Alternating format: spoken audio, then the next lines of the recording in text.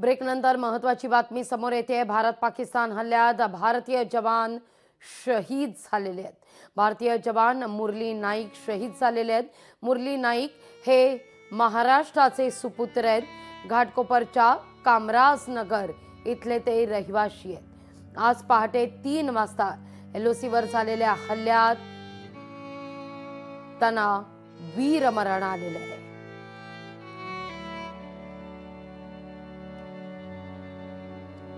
भारतीय जवान मुरली नाईक हे शहीद झालेले आहेत। पाकिस्ताननं केलेल्या भ्याड हल्ल्यात महाराष्ट्रानं आपला वीर पुत्र गमावलेला आहे। या सगळ्याविषयी अधिक माहिती घेण्याकरता थेट जाते आपले प्रतिनिधी चेतन ननावरे यांच्याकडे। चेतन, काय अधिक माहिती या सगळ्या संदर्भात? महाराष्ट्रानं पाकिस्तानच्या या भ्याड हल्ल्यात आपला वीर पुत्र गमावलाय।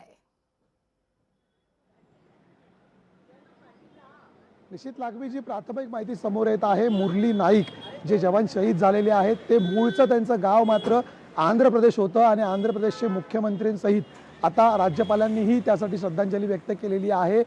पहाटे 3 वाजता झालेल्या या भ्याड हल्ल्यामध्ये सामना करताना मुरली नाईक यांना कुठेतरी वीरमरण आल्याची प्राथमिक माहिती समोर येत आहे। त्यामुळे आता या पुढील प्रक्रियेसाठी ज्या घाटकोपरच्या कामराज नगरमध्ये राहत होते अशी प्राथमिक माहिती येत होती, त्यांचं शव या ठिकाणी आणलं जाणार की त्यांच्या मूळ गावी आंध्र प्रदेशमध्ये घेऊन जाणार, याच्या संदर्भातील माहिती आता थोड्याच वेळात कुठेतरी आर्मीकडून देण्यात येऊ शकते। लागवी अगदी चेतन, ही बातमी कळताच त्या ठिकाणी मोठ्या प्रमाणावर घाटकोपर वासियांनी गर्दी केली असेल। त्या संदर्भात अधिक अपडेट घेतली जात असेल। काय या सगळ्या संदर्भात माहिती प्राप्त होतीये? निश्चित अद्यापपर्यंत नाईक कुटुंबियांसंदर्भातली कुठली सविस्तर माहिती समोर आलेली नाहीये। मात्र जी प्राथमिक माहिती आलेली आहे की मूळचं त्यांचं गाव होतं आंध्र प्रदेश आणि त्यामुळे आता एकंदरीतच त्यांच्या मूळ गावी त्यांचं शव आहे ते घेऊन जाण्यात येणार आहे।